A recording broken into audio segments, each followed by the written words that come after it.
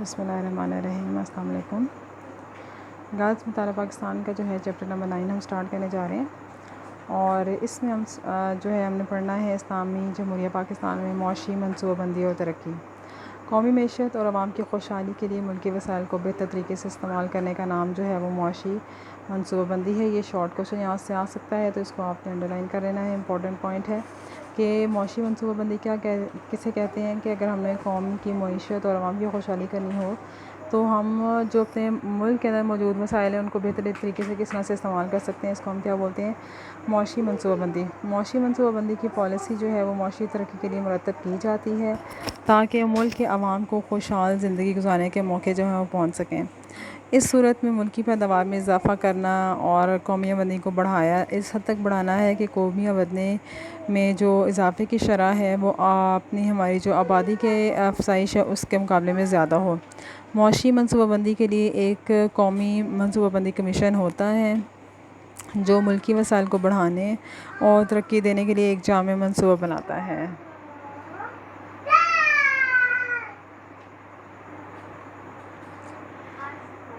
معاشی منصوبہ بندی کی اہمیت میں اگر ہم دیکھیں تو سب سے پہلے آتا ہے فی کس آمدنی کو بڑھانا۔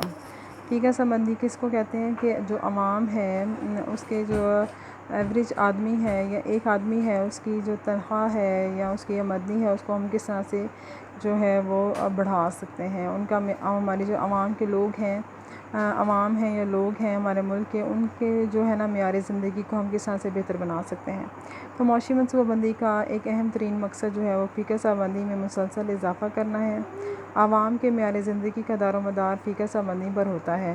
اگر کسی ملک کی فی کس آمدنی میں مسلسل اضافہ ہوتا رہے تو ملک جو ہے وہ معاشی ترقی کی راہ پر گامزن ہوتا ہے۔ اگر فی کس آمدنی کم ہو جائے تو معاشی ترقی کی رفتار بھی متاثر ہوتی ہے، چنانچہ ہم فی کس آمدنی جو ہے اس کو بڑھانے کی بھرپور کوشش کی جاتی ہے۔ پھر آتا ہے قومی آمدنی میں اضافہ۔ قومی آمدنی میں اضافہ ہم کس طرح سے کر سکتے ہیں کہ معاشی منصوبہ بندی کا بنیادی مقصد ملک کے جو لوگ ہیں ان کو خوشحال بنانا ہے اور ان کو ایک مطمئن اور پرسکون زندگی جو ہے وہ فراہم کرنا ہوتا ہے۔ اس مقصد کے لیے پھر قومی آمدنی میں اضافہ جو ہے وہ ہمیں کرنا پڑتا ہے، اور یہ صرف اسی صورت میں ممکن ہوتا ہے کہ ملکی پیداوار میں ہم اضافہ کر کے قومی آمدنی میں اس حد تک اضافہ کر دیا جائے کہ قومی آمدنی میں اضافے کی شرح جو ہے وہ آبادی کی افزائش کی شرح سے زیادہ ہو۔ یہ بہت امپورٹنٹ پوائنٹ ہے یہاں پہ جو بھی ڈسکس ہو رہا ہے کہ جو ہماری قومی آمدنی میں اضافہ جو ہے ہماری آبادی کے اضافے سے زیادہ ہونا چاہیے۔ قومی آمدنی میں اضافے کے لیے آمدنی کے تمام جو ذرائع ہیں ان کو بروئے کار لانا چاہیے، اور تاکہ ہم ان سے زیادہ سے زیادہ فائدہ حاصل کر سکیں۔ پیداواری ذرائع جو ہیں ان کو ان کی تقسیم جو ہے وہ منصفانہ ہونی چاہیے، اور تاکہ ہم ان سے زیادہ سے زیادہ فائدہ حاصل کر سکیں۔ ملازمتوں کی فراہمی۔ ہر حکومت یہ چاہتی ہے کہ ملک میں معاشی ترقی کی رفتار جو ہے اسے قابل ستائش بنائے جائے اور لوگ جو ہیں مطمئن زندگی گزاریں۔ چنانچہ ملک میں کام کرنے کے لیے جو ہے اہل افراد کو روزگار کی فراہمی اس کے بنیادی مقاصد میں شامل کرنا ہوتا ہے۔ صرف معاشی منصوبہ بندی کے ذریعے ہی اس مقصد کو حاصل کرنے کی کوشش کی جاتی ہے۔ ترقی پذیر ممالک کا سب سے بڑا مسئلہ جو ہے وہ پڑھے لکھے، ہنرمند اور قابل افراد جو ہیں، اور جو اہل اور قابل افراد ہیں جو بے روزگار ہیں، ان کو ملازمتوں کی فراہمی کی جائے۔ معاشی منصوبہ بندی کے ذریعے ہم اس مسئلے کو بھی بہت اچھے طریقے سے حل کر سکتے ہیں۔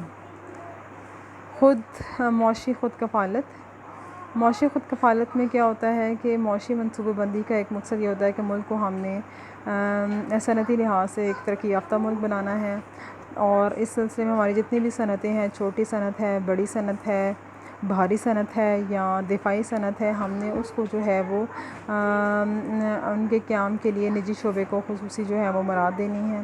اگر کوئی نجی شعبہ کسی خصوصی صنعت میں سرمایہ کاری کے لیے تیار نہ ہو تو حکومت خود صنعت کے لیے سرمایہ فراہم کرتی ہے۔ بعض صنعتوں کی حوصلہ افزائی کے لیے چند سالوں کے لیے ٹیکس میں چھوٹ بھی دے دی جاتی ہے۔ اس عمل سے صنعتی ترقی کی رفتار جو ہے بڑھ جاتی ہے، اور ہم اگر اس طرح سے چھوٹے چھوٹے اقدام اٹھائیں تو ہم اپنے ملک کو جو ہے ترقی یافتہ ممالک میں شامل جو ہے وہ جلد ہی کر سکیں گے۔ کم ترقی یافتہ علاقوں کی بہتری، اگر کسی علاقے کچھ لوگ یکساں طور پر ترقی یافتہ نہ ہوں تو معاشی منصوبہ بندی کر کے ان کم ترقی یافتہ جو علاقے ہیں ان کو دوسروں کے برابر لایا جا سکتا ہے۔ پسماندہ علاقوں کے لیے ترجیحی بنیادوں پر خصوصی جو ہے وہ ترقیاتی اسکیمیں تیار کی جا سکتی ہیں۔ ان اقدامات سے ملکی معیشت میں جو ہے استحکام پیدا ہوگا اور ایک پائیدار معاشی نظام جو ہے وہ قائم کرنے میں مدد ملے گی۔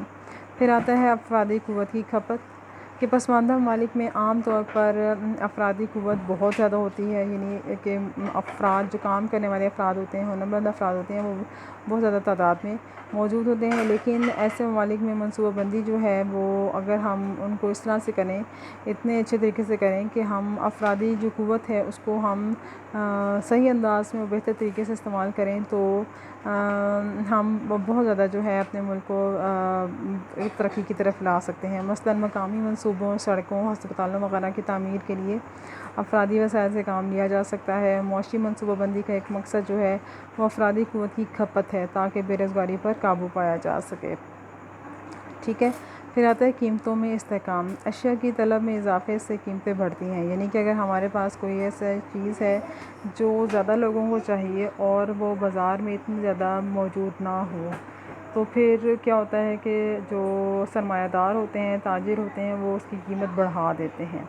تو اس سے کیا ہوتا ہے، قیمتیں جب بڑھنا شروع ہوتی ہیں تو مہنگائی ہونا شروع ہو جاتی ہے، عوام کی قوت خرید جو ہے وہ کم ہو جاتی ہے اور صارفین کو پریشانی کا سامنا کرنا پڑتا ہے۔ نیز قیمتوں میں اضافے سے افراد زر کا چکر جو ہے وہ شروع ہو جاتا ہے۔ چنانچہ معاشی منصوبہ بندی کے ذریعے ہم قیمتوں میں استحکام جو ہے وہ پیدا کر سکتے ہیں اور ان کو مناسب سطح پر برقرار رکھنے کی کوشش کر سکتے ہیں۔ پھر آتا ہے افراط آبادی پر قابو پانا، معاشی منصوبہ بندی کا اہم ترین مقصد روز افزوں بڑھتی ہوئی آبادی کے چیلنج کا مقابلہ کرنا ہوتا ہے۔ منصوبہ بندی سے معاشی وسائل کو ترقی دے کر افراط آبادی پر قابو پایا جا سکتا ہے۔ ہر ملک کا معاشی منصوبہ بندی کرتے وقت یہی مقصد ہوتا ہے کہ جتنے بھی آبادی میں اضافہ ہوتا چلا جا رہا ہے، ہم نے اس کے حساب سے اپنے وسائل کو بھی اتنا ہی بڑھانا ہے تاکہ جو ہے وہ ہم معاشی ترقی جو ہے اس کے طرف گامزن ہو سکیں۔ معاشی بحران پر کنٹرول، بعض اوقات ملکی سطح پر معاشی بحران سے نمٹنے کے لیے معاشی منصوبہ بندی جو ہے وہ ضرور کی جاتی ہے، چونکہ معاشی بحران سے ملکی معیشت کو زبردست دھچکا لگتا ہے، اس لیے اس پر معاشی منصوبہ بندی کے ذریعے قابو پایا جا سکتا ہے۔ یعنی کہ اگر تھوڑا بہت نقصان ہو بھی جاتا ہے تو اس کو اس کی کمی کیسے پوری کرنی ہے یا اس کی تلافی کیسے کرنی ہے، اس کے لیے بھی ہمیں وقت سے پہلے ہی منصوبہ بندی جو ہے وہ کرنے کی ضرورت ہوتی ہے۔ ٹھیک ہے، تو آج کا ٹاپک بہت انٹرسٹنگ تھا، اس میں سے شارٹ کوسچن آ جاتا ہے، یہ میں نے جو سٹارٹ میں بتایا تھا آپ کو کہ فی آمدنی آ جاتا ہے اور باقی جو افرادی قوت کی کھپت جو ہے وہ معاشی جو منصوبہ بندی ہے وہ کیا کردار ادا کر رہی ہے۔ لیکن اگر اوور آل دیکھا جائے تو یہ آپ کو کیا ہے، یہ امپورٹنٹ لانگ کوسچن ہے، اس ٹاپک کو آپ نے لانگ کوسچن ہی پریپیئر کرنا ہے۔ ٹھیک ہے، اپنا خیال رکھیے گا، دعا میں یاد رکھیے گا، اللہ حافظ۔